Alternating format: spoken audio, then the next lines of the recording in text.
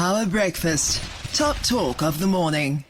With us on the line is Public Works and Infrastructure Minister Dean Macpherson, just to talk about some of the things that have come up in that department 1 year since GNU ministers have taken up office.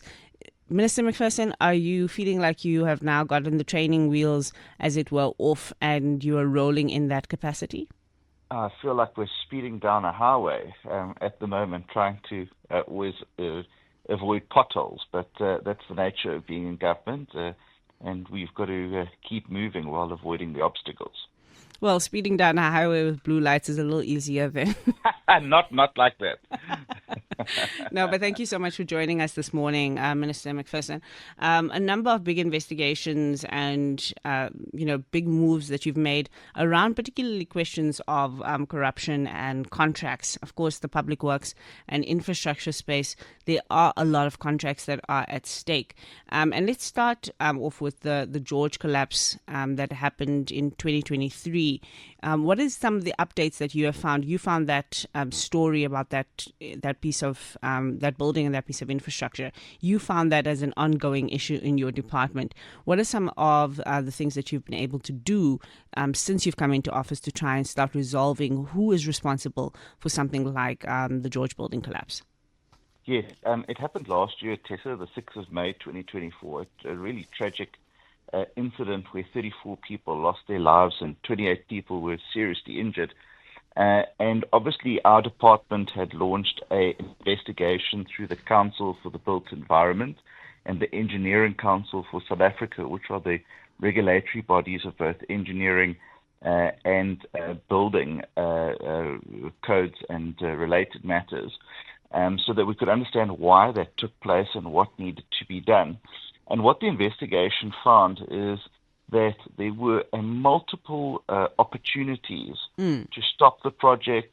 There were signs that regulations weren't being adhered to, but there was simply no incentive or legal requirement to report any of those issues or to stop the work. And that, for me, is the worst part about that tragedy, is that it was entirely preventable, but there was just no legal mechanism to prevent it. And that's why we are working on amendments to the CVE bill, which will tighten up regulation and legislation in the building space, and to ensure that safety is the primary focus of any project. Just like being flying, safety is their number one priority, so safety should be the number one priority in building. And then we've also looked at the engineering regulations, and there, engineers are just required to self-regulate and self-assess themselves.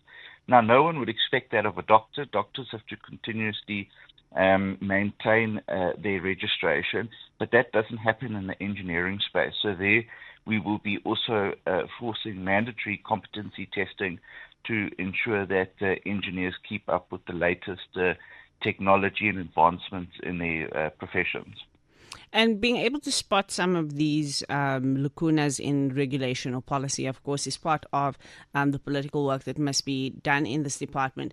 But having oversight and being able to scan through what would be hundreds or thousands of different projects that are happening around the country, are there mechanisms to look at the current and existing projects that are already in place and try to see where there may be more potential George building collapses on the horizon? Yes, I mean, you'll never be able to make 100% proof of tragedy. So we have made obviously those findings known, and I was with the families 2 weeks ago to also publicly tell South Africans what we had found and what we expect of building contractors.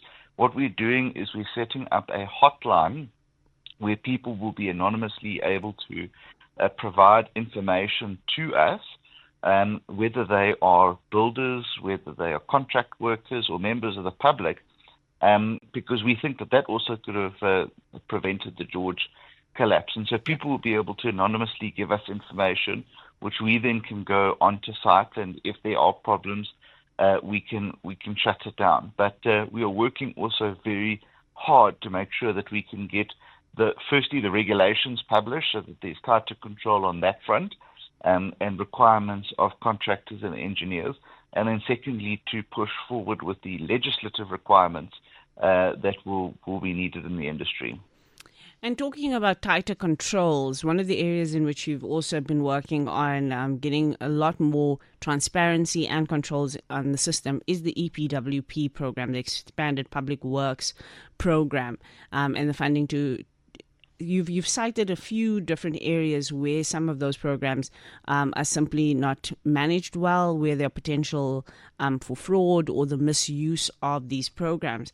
But on the other hand, while looking out for corruption, is there an appetite within the department to look at public works and extended public works programs as a lot more of a skills and employment pipeline in a formalized way, so that it's not, used for negative ends in terms of corrupt means, but that there's an actual process that actually uses that program for more employment?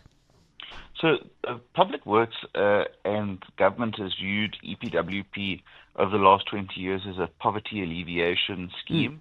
I think it's done a lot of good work in providing some form of assistance to people. But if we want the program to last for another 20 years, it needs to redefine itself and reimagine itself, which is what we're currently doing at the moment, to do exactly what you've suggested, Tessa, about creating skills, creating pipeline of people who can work in the construction industry, infrastructure sector, and particularly on something which we are looking to pilot called Working on Infrastructure, which really follows the model of working on fire and working on water, where people are able to gain skills through our program and then find long-term employment. And we'll be launching a pilot program both in Limpopo and KwaZulu-Natal in conjunction with the Harambee Youth Accelerator, where we will be placing people into skills training in conjunction with TVETs, where people will be able to be on the program for a lot longer, up to about 6 months, and then we will then feed that demand of skills into the industry by working with players in the industry. So they know that they are getting the skills that they require, trained to the specifications that they need. So you actually create this sort of conveyor belt, if you will, from skills to jobs, which is what our long-term focus for the program is. Because you would think that this is particularly an area where the state has outsourced so much of its capacity, and we've not actually used it as a space to build in state capacity and, of course, invest in human capacity. So I do think that there's a major opportunity from inside your department for that. But the final thing I wanted to cover this morning with you, Minister, is something I think South Africans has probably already forgotten about. We don't have a parliament building. When are we getting a parliament building? The people would like our house again. Well, Tessa, so would I, because I've been a member of parliament since 2014. And the reality is that the parliamentary building is not within the mandate of Public Works and Infrastructure. We are the custodian of the building, but that building is solely being done by Parliament. It was handed over to them to do the project in 2021. I wasn't obviously in government at that point, but the reality is that it sits with them and the implementing agent, the TBSA. And I've been incredibly frustrated at the slow progress and warned and suggested to them that the timelines that they were being given and the budgetary amounts that they've been given just doesn't add up with what we see from our side of the department, which obviously led to us trying to find a solution with Parliament to provide a temporary structure in the dome, which is what we've done. But we've also said, that we're not a bottomless pit of money, that we can provide endless amounts of support into that dome when, at the end of the day, it's a nice tent, if you will. And, spending 40 million rand on, additional soundproofing or, better microphones, etc., is only going to yield marginally better results. Yeah. And in our view, we just don't have that kind of budget, which is why we've said to Parliament that we're not prepared to make any further contributions. We've provided the dome, we've provided the basic infrastructure inside of that. But at the end of the day, I've also got a department to run, and Parliament will need to to step up to the plate. The Speaker and I have engaged with one another, and we're looking at finding some solutions. But, I think we have to accept that it is a temporary structure and will continue to be a temporary structure for as long as the parliamentary building isn't completed as soon as possible. Yeah, no, that's one I thought was squarely within public works. So to think that Parliament is sitting on that one is actually a little disconcerting, because then who does the oversight or the pressure, as you were saying? Nico from Hartis, quick question to the Minister before we go to markets. Thank you, Minister. And good morning, Tess. We have a problem with the department like water and sanitation that leases property, but they don't have the competency to manage property. What is the feeling of the Minister when we recommend that these properties be taken over to public works and managed together with the municipality? Sure. Minister, quick one.